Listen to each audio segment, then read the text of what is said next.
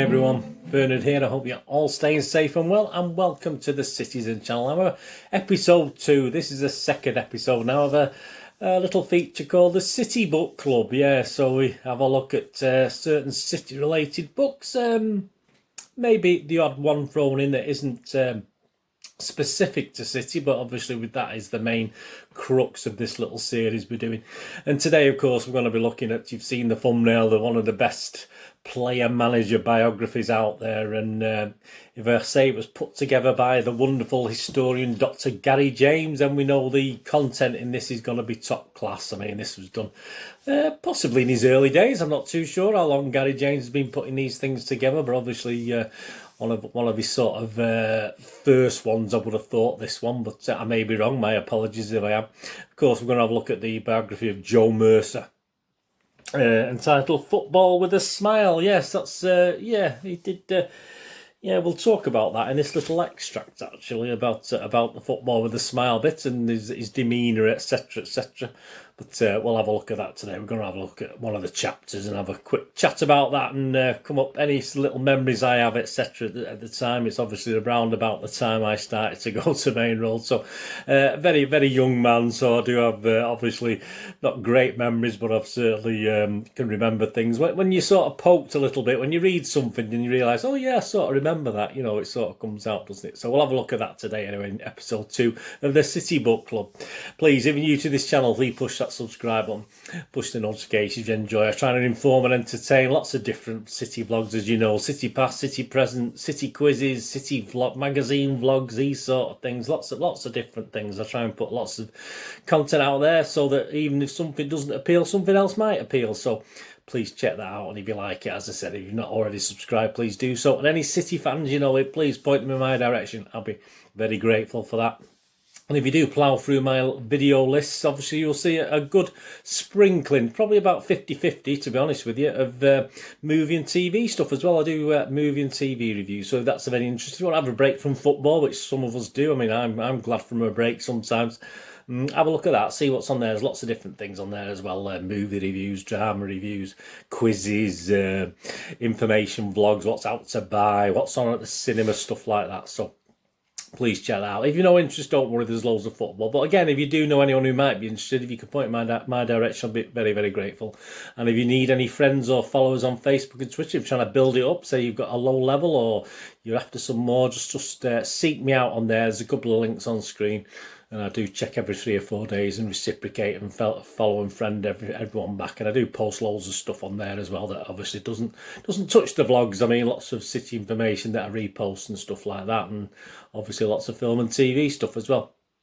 All your comments very welcome. If you enjoyed this book, I did read this book many years ago, and obviously to do this I'm reading little snippets of it again, but fantastic book. It is available on certain sites on the internet. There's still plenty of them available, and yeah, I mean, you can pick it up relatively cheap, anywhere from between about £4 and £6. I think you can pick this up at the moment, so that is absolutely bargain stuff. So yeah, if you do fancy it, please, if you've never read it and you're not, or this whets your appetite today, please go out and buy it. It's a fantastic book.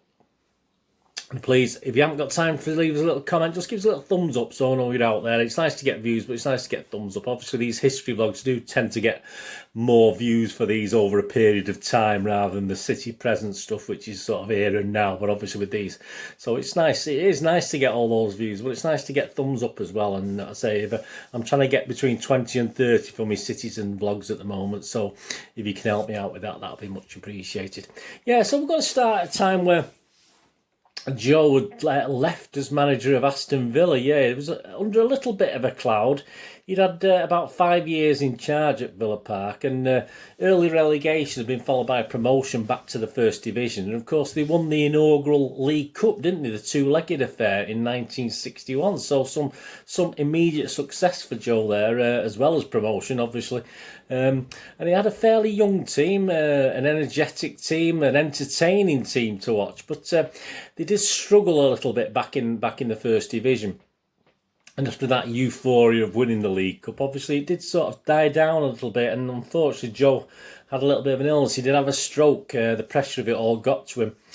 Whilst he did have this, I mean, obviously the club had to continue on, and the Villa's fans' patience was running out a little bit thin as well at the time. And obviously the board had decided to part ways with Joe, and obviously, which didn't really worry Joe's wife Nora. I mean, she would have loved him to have gone away from all the pressure of football, etc. But yeah, but obviously as he was convalescing, obviously the part of the ways between Aston Villa and Joe just happened. He did try to seek a life outside of football, but football was his life from being a player, obviously, as you know, which is another story. We're just talking about this point in time at the moment, but this wasn't really Joe's way, was it? And he was soon involved back in football, in journalism. He was actually reporting on matches for local journalism, but obviously he did miss the cut and thrust, obviously, of being in charge of a football team or playing in a game, which he did till quite late as well. He played a lot of friendly games as an older gentleman as well, so he did miss the involvement, and he did enjoy reporting, but he just missed that little bit. I mean, if you think at the time as well, we're talking 1965. So City at that point in time, I mean, Villa were having a bit of a miserable time in the first division there, but City were having a worse time. We're back in 1965. I mean, the great city sides between the wars were just distant memories. Those massive crowds, you know, where it wasn't unusual to get over 75,000 in Main Road. Sort of was a bit in the past by then.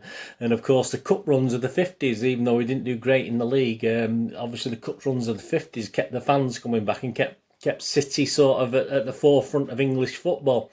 But it all seemed a long time ago by 1965, and of course made worse, of course, by our wonderful neighbours across the road, who had actually become a little bit iconic at the time, not just in England, English football, but internationally as well. And obviously little old City was struggling a little bit for newspaper space and media attention. There you go. Sometimes things never change, do they?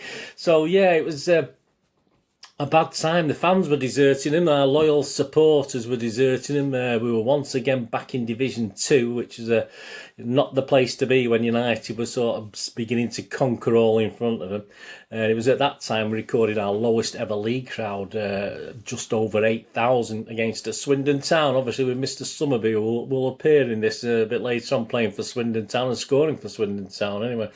And of those 8,000, many of those actually went stormed round to the Main Road offices, the frontage at Main Road, if you can think of the old frontage before it became that jail-looking thing, the bar thing. Obviously, it was just a basic frontage, and stones were hurled, and mounted police had to come in and break up the crowds after that Swindon game, as I say. So there wasn't many there, but those that were there, a good proportion of them, certainly made the thoughts known. And the 64-65 season was a total disaster. I mean, it's not as though we're going to get relegated to the third tier or anything like that. Oh, God forbid, that would never happen, would it? Perhaps. But we ended mid-table. I think it finished back in the second division. And sadly, though, across the road actually won the first division title in the same season, 1964-65. So that's just to put context onto it. Things weren't that great, were they? And Joe Mercer, getting back to Joe Mercer, he was not a fit man, and after this stroke, he would never quite be 100% again. He did obviously. He thought if he wanted to go back into management, that he wouldn't sort of do it for very long, and this is where problems did happen with Malcolm Allison, of course, later on, because he thought he'd probably do a year or two, and obviously have to take a back seat. And obviously he'd confided in Malcolm this, but he didn't realise how things would perk up and how he himself would perk up, as things went pretty well at City as well as we know. But he wanted to get back into football anyway, and he did get the sort of nod, and he knew this next move he was planning was certainly going to anger and frustrate his loyal wife Nora. So we'll go over to Joe to explain how the City job came about, reading from the excerpt from the book. No hint of returning to football management ever appeared during the year I was out of the game. I had been written off as ill, but deep down the old passion was stirring. I knew I had to be involved with the team. Life was a void without the company of players. My players. Then one morning, July 1965, completely unheralded, there came a phone call from the Manchester City secretary, a certain Walter Griffiths. Would I be interested in joining them as manager? The call of the game, the tang of the dressing room, the thrill of Saturday afternoons were all alive in my mind again. Yeah, probably didn't tell Nora then. I was in with a chance of re-entering the great sporting theatre that has always been a part of my life. Yet I had to be a different kind of manager. I could no longer afford to be a loner. I needed to be fit. I wanted a lieutenant. First I saw a doctor, which you do, who told me the only way to see if you're fit enough is to manage by managing. There you go, that's a good doctor. That helped. He knew me and he could see that it was on my side. Then I phoned an extrovert, ebullient but brilliant coach called Malcolm Allison. Like me, he was out of work, sacked by Plymouth Argyle. It took me 2 days to find him, but he said he would join me if I took the job. Secretly, I met the Manchester board and accepted the job, telling them of my plans for Malcolm. Then I drove back to Birmingham, straight into a row with my wife, Nora. I argued that I was being plain stupid taking such a job, and I knew she was right. And then the book goes on to explain, Nora explains more of her feelings at the time. I did my utmost to stop Joe joining the club. He was still not fully recovered from his illness, and I thought the job was too tough. I wanted Joe to wait another 6 months to get really well and fit, but he wouldn't listen. He's a very determined man. It's his first love. Even when he was laid up, I knew he was thinking about getting a job in the game. So there you go with that. So they were a team, Nora and Joe, obviously, but Nora did reluctantly go along with her husband's decision, to go to a wet, rainy Manchester, which obviously was par for the course those days. So both men, both Joe and Malcolm Allison, would arrive at City, who were suffering some difficult times. Malcolm Allison had not necessarily been sacked from Plymouth Argyle. His sort of controversial football ideas had hindered his progress in the football world. But perhaps together Joe could see they could make something special. Joe believed in teamwork, of course, and with himself and Malcolm, he also included the chairman, Albert Alexander, as part of the team, and also chief scout. He made Harry Godwin very welcome as well. He made him as part of his key players in this new management team at Manchester City. Joe and Malcolm began to make their mark and soon released striker and top scorer Derek Kevin, unusually, who was the top scorer of the previous season. And obviously, despite having a relatively small squad, they decided to make that decision.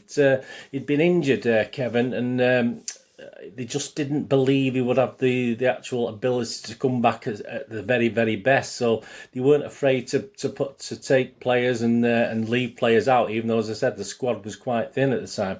And they were quite right in that decision. He did move on, but he never quite captured his best when he moved on from City. I mean, early signings included a gentleman called Ralph Brand, and of course a future City legend called Mike SUMMERBEE, who obviously had not been put off, obviously, the year before with the 8,000 crowd and the win at Main Road. And he tells the story of the transfer. He was supplementing his income at the time at Swindon Town as a deck chair attendant in Torquay. So we just go back to the book. This is Mike SUMMERBEE now. I was on £35 a week at Swindon, and while on the bench I heard an announcement that Joe Mercer and Malcolm Allison had been signed by City. John Benson, who was much later was to come to Main Road as manager, was playing for Torquay at the time and was with me on the beach. I knew that Joe Mercer had watched me when he was a manager of Villa and had fancied me as a player. I told John I was going to ring Manchester City immediately and chance my arm. I left John looking after my deck chairs and went out for the telephone and got through to Joe first time. SUMMERBEE asked Joe if he fancied signing him. Joe asked the players to come to Manchester to discuss terms. Unknown to me, recalls SUMMERBEE, Swindon had sent terms of my contract on ahead of me. But while I was driving up, I was telling myself I was going to one of the top clubs, a club with great traditions, a superb ground. I told myself I would get a few quid out of them. As I passed through Birmingham, I was telling myself I would ask for £50 a week. By the time I came through Sale, I'd decided I was worth £75 a week. City had pots of money, were a Super League club and could afford it. I pulled up outside Main Road and found Joe in his trainer's room. Joe told me, we're in the second division, we've had a bad time, we've won nothing for years and we're skint. You're on £35 a week at Swindon and we'll give you 40 quid. And Mike Summerbee said, I accepted like a shot. So there you go. Interesting thing, I say, from his 35 to 40. Not exactly. I mean, perhaps he still. He wouldn't. I don't think he went down to Torquay and still did his deck chairs though after that. Yeah, I mean, Joe himself had been, obviously this illness had mellowed him a little bit. He's always been fair at Villa, etc. as a manager, but he was willing to crack the whip, and obviously now he became a bit more what people would call the genial Joe. Obviously didn't let sort of Malcolm Allison do the sort of hard stuff on the training ground, etc. And he sort of took a step back, and obviously because of his illness it was probably a good thing to do. But determination was never a problem as far as Allison and Mercer were concerned. And that had actually been at the United Champions celebration dinner. And apparently United players and management had continually cracked numerous jokes at City's expense. And this made them even more, of course, Malcolm Allison and Joe Mercer, to make City great again and rival the United bravado. In the 65-66 season, which was my first season going to Main Road, pre-season results were sort of mixed, and he sort of had an idea, but he did manage to go the first game. I mean, I think we lost and drew, and then we ended up winning one of our final pre-season games, and we did manage to go the first 7 games unbeaten. But by the 6th home game, a crowd of 34,000. Don't forget, crowds had gone down to about 8,000, averaged about 15,000 the season before. A crowd of 34,091 had witnessed a 0-0 draw, unfortunately, with Norwich City, but 34,091.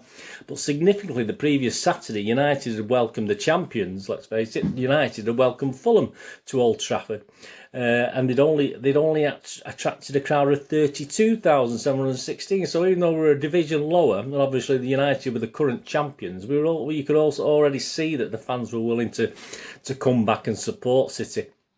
And the early days were good. Joe actually speaks of those early days and his need for Malcolm Allison at that time. So we just go back to the book. Quote from the book: for both men, these early days were good. Malcolm may have needed Joe to give him a chance, but without a doubt, Joe also needed Malcolm. Ever since their time together at Main Road, right until Joe's death in 1990, Joe spoke honestly of his need for Malcolm and how the younger man helped. I simply had to adapt myself. The situation reminded me of my days as a player, as a youngster. I used to run wherever my legs would carry me, playing from instinct and energy. But after a knee injury, I was forced to play a slower, more calculating game, tucked in behind Les Compton, the big Arsenal centre half. At Manchester City, I was recovering from illness. I could no longer get stripped and charge around the training field. I accepted this. We received tremendous help from one little fellow in the dressing room, Johnny Crossan. In those early days, his whimsical Irishman was a wonderful dressing room influence as we tried to mould players we hardly knew into a fighting unit. So there you go. So as the season progressed, of course, more faces were added. George Heslop and a certain Stan Horn arrived as well at Main Road, and the fans continued to turn up. City were jockeying for top spot in the second division. We also had a good cup run, which took us. We finally got beat by first division Everton, Royalty Everton, on the second replay. But a crowd of over 63,000 had turned up to witness the Main Road game, and that was bigger than any crowd United had got all season. And of course, there's going to be one more signing for City that will seal the deal, and it was a guy that Joe never really fancied, although Malcolm was totally convinced by this player, but Joe didn't really fancy him. But we'll go back to the book just to talk about that. The playing staff needed strengthening if City was to maintain their challenge for promotion.